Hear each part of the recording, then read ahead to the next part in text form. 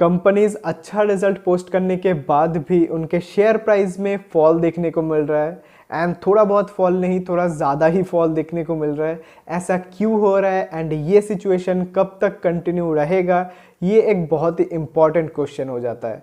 तो इसको समझने के लिए ना आपको सबसे पहले एक कॉन्सेप्ट समझना पड़ेगा, जो कि हमने अपने पुराने वीडियो में डिस्कस किया था। ये जो मार्केट क्रैश वाला वीडियो था, इसमें हमने डिस्कस किया था कि यहाँ पे देखो मार्केट में दो साइकिल होता है।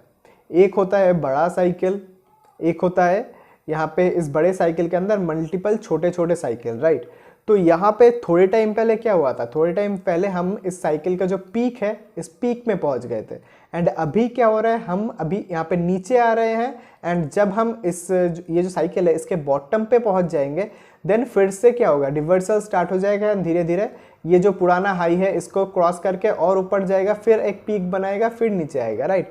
तो ओवरऑल जो मार्केट है वो इसी तरीके से काम करता है। एंड आपका जो अभी मेन क्वेश्चन है कि कंपनीज अच्छा रिजल्ट पोस्ट करने के बाद भी यहाँ पे नीचे क्यों आ रहा है, उसका रीज़न ये है कि ओवरऑल मार्केट सेंटिमेंट अभी पहले तो नेगेटिव है। एंड एक और रीज़न क्या है, मैं आपको दिखाता हूँ कि नेगेटिव सेंटिमेंट के अंदर और ज़्यादा नेगेटिविटी फैलाना वो किस तरीके से होता है। यहाँ पे ये एक कंपनी है इंडिया मार्ट, राइट। इसके ऊपर हमने वीडियो बनाया था कुछ टाइम पहले, यहाँ पे चैनल पे देखने को मिल ही जाएगा। ये लास्ट जो वीडियो था अपना 52 वीक लो वाला, तो इस वीडियो पे हमने डिस्कस किया था। ये कंपनी जो है मार्केट लीडर कंपनी है, 60% मार्केट शेयर है कंपनी के पास। एंड कंपनी का जो फाइनेंशियल्स है वो भी टॉप क्लास है। तो यहाँ पे सब कुछ बहुत बढ़िया है, बट फिर भी कंपनी बहुत अमेजिंग कंपनी है नहीं। अच्छा कंपनी है बट बहुत अमेजिंग नहीं है। ऐसा क्यों है, मार्केट लीडर होते हुए भी, सब कुछ अच्छा होते हुए भी बहुत अमेजिंग कंपनी क्यों नहीं है, वो समझने के लिए आपको थोड़ा सा बिजनेस समझना पड़ेगा, जो कि हमने इस वीडियो में डिस्कस किया था। तो ये वीडियो बाद में देख लेना, आपको समझ में आ जाएगा, राइट। तो ये जो कंपनी है इंडिया मार्ट, तो इसका अगर आप क्वार्टरली रिजल्ट देखोगे तो इसका जो क्वार्टरली रिजल्ट है, यहाँ पे देखो ईयर ऑन ईयर पे जो रेवेन्यू है वो भी इंक्रीज हुआ है, जो क्वार्टर ऑन क्वार्टर है वहाँ पे भी रेवेन्यू इंक्रीज हुआ है। एंड अगर मैं यहाँ पे प्लस आइकन पे क्लिक करता हूँ तो आपको देखने को मिलेगा कि जो year on year revenue growth है वो 17.98% का है। एंड यहाँ पे मार्च 2024 से अगर हम देखने लगे तो कंटिन्यूसली जो ईयर ऑन ईयर रेवेन्यू है वो इंक्रीज ही हुआ है। तो अगर कंपनी में ग्रोथ देखने को मिल रहा है, बट यहाँ पे फिर भी जो शेयर प्राइस है उसमें हमें फॉल क्यों देखने को मिला है, यहाँ पे शेयर प्राइस में हमें यहाँ पे शेयर प्राइस में हमें इतना बड़ा फॉल क्यों देखने को मिल रहा है। यहाँ पे अराउंड 18% के अराउंड हमको फॉल देखने को मिला था, ऐसा क्यों? इसका दो रीज़न है, मैंने बताया था। एक तो यहाँ पे मोर न्यूज़ पे क्लिक करते हैं एंड यहाँ पे देखो, एक तो आप सबको पता है कि ओवरऑल मार्केट सेंटिमेंट पहले से ही नेगेटिव है। एंड यहाँ पे जो बड़े बड़े एनालिस्ट हैं तो वो जब ऐसे कंपनीज को डाउनग्रेड करते हैं तब जाके सेंटिमेंट और ज़्यादा नेगेटिव हो जाता है एंड इतना बड़ा फॉल देखने को मिलता है।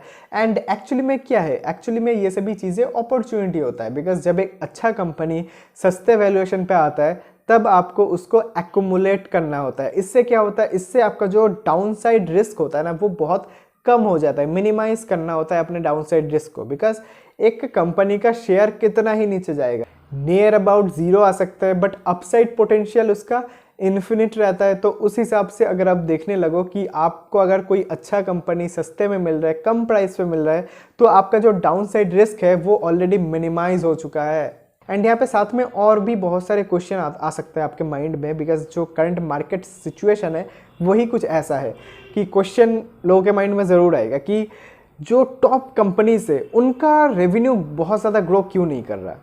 ये एक मेन क्वेश्चन हो सकता है।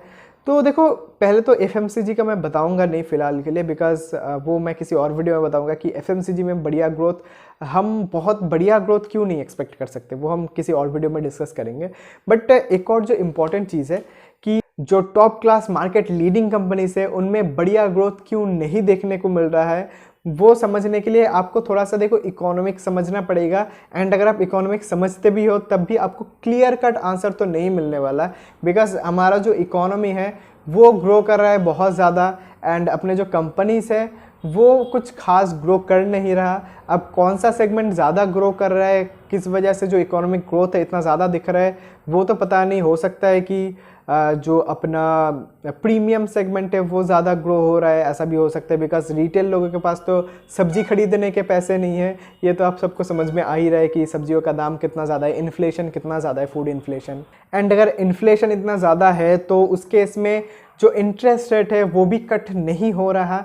एंड यहाँ पे देखो, हमको ना हमेशा ब्लेम नहीं करना है, ये चीज़ आपको समझना पड़ेगा बिकॉज एक जो इकोनॉमी होता है ना उसमें मल्टीपल फैक्टर्स होते हैं। अगर आप किसी एक चीज़ को थोड़ा सा ट्विक करते हो ना तो उस केस में जो मल्टीपल फैक्टर्स है ना उनमें सारे चीज़ों में आपको चेंज देखने को मिलता है, राइट।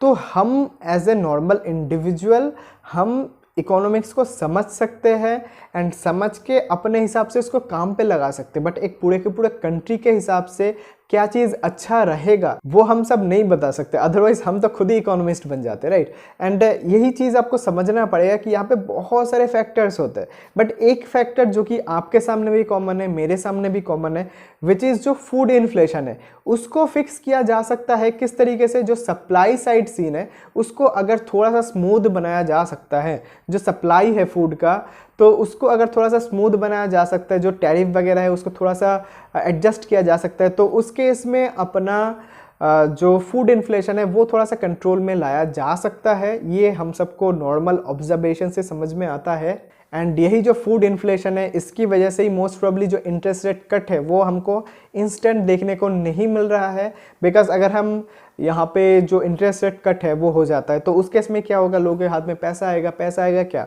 तो जो जहाँ पे लोग थोड़ा सा रह सह के सब्जियाँ खरीद रहे थे तो वो जाके और ज़्यादा फूड जो प्रोडक्ट्स है वो खरीदना स्टार्ट कर देंगे। तो उस केस में क्या होगा, जो सप्लाई है वो ऑलरेडी कम है, डिमांड इंक्रीज़ हो जाएगा तो इन्फ्लेशन और ज़्यादा इंक्रीज़ हो जाएगा, राइट। तो उस केस में और भी मुश्किल हो जाएगा।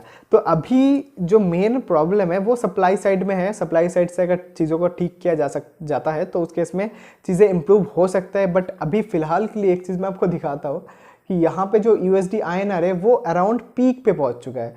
काइंड ऑफ यहाँ पे आपको देखने को मिलेगा 84.48 रुपीज़ इक्वल्स टू $1, राइट। तो यहाँ पे बहुत ज़्यादा जो INR की वैल्यू है वो डिक्रीज़ हो गया है। एंड इस केस में बेनिफिट किसको होता है, इस केस में बेनिफिट होता है जो अपने एक्सपोर्ट बेस्ड कंपनीज है, तो उनको बहुत ज़्यादा बेनिफिट होता है जो करेंसी डिप्रिशिएट होता है उसकी वजह से। तो इसलिए ऐसे जो कंपनीज है जिनका बिजनेस डिपेंडेंट है दूसरे इकोनॉमी के ऊपर, दूसरे कंट्रीज़ के ऊपर, जहाँ पे सब कुछ बढ़िया है, मोटा मोटी स्टेबल है, एंड यहाँ पे इंडिया का जो करेंसी है वो भी डिप्रिशिएट हो रहा है, तो उनके लिए एक्स्ट्रा एडवांटेज है, एक्स्ट्रा बोनस है कि उधर से भी बिजनेस आ रहा है, इधर से भी INR डिप्रिशिएट हो रहा है, तो उनका डबल बोनस, डबल मज़े है। तो ऐसे कंपनीज में आपको अगर सस्ते में देखने को मिलता है तो ओवरऑल इन फ्यूचर आपको नेक्स्ट क्वार्टर्स में आपको मोस्ट प्रोबेबली ज़्यादा रेवेन्यू, ज़्यादा नेट प्रॉफिट देखने को मिलेगा, ऐसा हम एक्सपेक्ट कर सकते हैं एज़ पर जो कॉमन इकोनॉमिक फैक्टर्स है, कॉमन सेंस है, उस हिसाब से। वैसे आज हम अगर इकोनॉमिक्स की इतनी बात कर ही रहे तो यहाँ पे हमने एक और वीडियो बनाया था जहाँ पे ये जो डोनाल्ड ट्रंप है तो उनकी वजह से क्या इम्पैक्ट आएगा इंडियन मार्केट में, तो वो आप अगर समझना है आपको तो आप ये वाला वीडियो देख सकते हो, आपको बहुत कुछ समझने को मिलेगा। एंड अभी तो देखो यहाँ पे उस वीडियो में मैंने एक बात के बारे में डिस्कस किया था, जो टैरिफ है कि US में भी ऐसा सोच सकता है, मतलब डोनाल्ड ट्रंप के हिसाब से ऐसा उनको लगता है कि हम जो अपने देश का जो इंटरेस्ट है, जो टैक्स है वो रिड्यूस कर देंगे एंड जो टैरिफ है उससे हम पैसा कमाएंगे एंड देन मज़े करेंगे। बट ऐसा एक्चुअली में प्रैक्टिकली थोड़ा डिफ़िकल्ट होता है, बिकॉज जब आप टैरिफ इंक्रीज़ करते हो, चाहे वो किसी भी कंट्री हो, इंडिया के पर्सपेक्टिव से ही आप समझ लो कि अगर इंडिया में टैरिफ इंक्रीज़ होता है तो क्या होगा, उस केस में अपने ही इकोनॉमी के लोगों को ज़्यादा महंगे में चीज़ों को खरीदना पड़ेगा एंड जब ज़्यादा प्राइस पे करना पड़ेगा, इन्फ्लेशन तो बढ़ेगा ही। तो टैरिफ से इन्फ्लेशन बहुत ज़्यादा अटैच्ड है, ठीक है। तो टैरिफ अगर आप इम्पोज करते हो तो इन्फ्लेशन भी बढ़ेगा एंड इस केस में हमको पता नहीं है कि चीज़ें कैसे काम करने वाला है इन फ्यूचर, बिकॉज हमेशा ज़रूरी नहीं है कि कोई भी पॉलिटिकल पार्टी का मेंबर अगर कोई भी बात बोलता है तो वो हमेशा वही बात करे। इंडिया में तो होता ही नहीं है, बट फिर भी वो करे, ऐसा हमेशा ज़रूरी नहीं है। आई होप आप समझ रहे हो। एंड क्या अभी भी मार्केट फॉल कर सकता है? अब देखो यहाँ पे दो चीज़ होता है, एक तो यहाँ पे निफ्टी जो है वो यहाँ पे सेम ही जगह पे आके थोड़ा सा होवर कर सकता है, ऐसा हो सकता है। एंड तब तक जो इंडिविजुअल स्टॉक्स है वो थोड़ा और एडजस्टमेंट हो सकता है उनमें, एंड फिर जाके अगर थोड़ा सा टाइम करेक्शन होने को होता है तो हो सकता है, एंड फिर जाके जो रिबाउंड है मार्केट में वो आपको देखने को मिल सकता है। तो अभी आपको क्या करना है, अभी आपको अच्छे कंपनीज को धीरे धीरे एक्यूमुलेट करना है। मैं कभी भी ये नहीं बोलता कि आप लमसम मनी इन्वेस्ट कर दो, बिकॉज आपको भी नहीं पता, मुझे भी नहीं पता कि मार्केट में जो इंडिविजुअल स्टॉक्स है वो कितना नीचे जाएगा। थोड़ा थोड़ा करके पैसा लगाते जाओ जितना नीचे आता है, ठीक है। एंड अगर ऊपर जाना स्टार्ट कर देता है फिर भी कुछ कंपनी से आपको सस्ते में मिल जाएगा तो वहाँ पे लगा दो बाकी का पैसा, सिंपल सी बात है। एंड जो करेंट इकोनॉमिक फैक्टर्स है उसको माइंड में रखते हुए जो 2025 में क्या बेस्ट, कौन कौन से बेस्ट सेक्टर्स हो सकते हैं देखने के लिए, तो वो हम नेक्स्ट वीक के किसी एक वीडियो में ज़रूर डिस्कस करेंगे। तो इसलिए सब्सक्राइब करना मत भूल। एंड अगर आपको बहुत सारे अच्छे स्टॉक के बारे में जानना है जहाँ पे बढ़िया अपॉर्चुनिटी बन रहा है, तो यहाँ पे बहुत सारे स्टॉक्स हमने डिस्कस किया है, जाओ जाके देखो। तो फिर मिलते हैं अगली वीडियो में, तब तक के लिए बाय।